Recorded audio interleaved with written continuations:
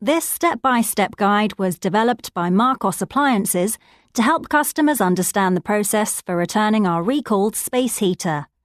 First, print out the return form and fill it out. Place the form and the heater in a box and send the package to the address listed at the end of this guide.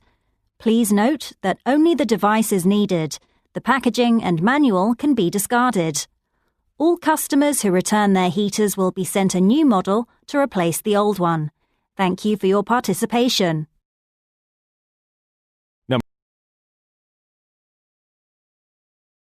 This step-by-step guide was developed by Marcos Appliances to help customers understand the process for returning our recalled space heater.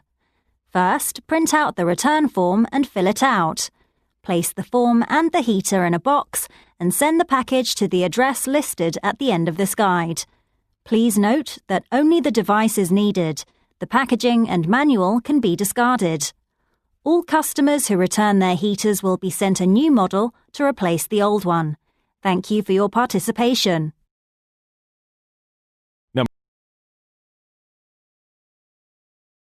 This step-by-step guide was developed by Marcos Appliances to help customers understand the process for returning our recalled space heater.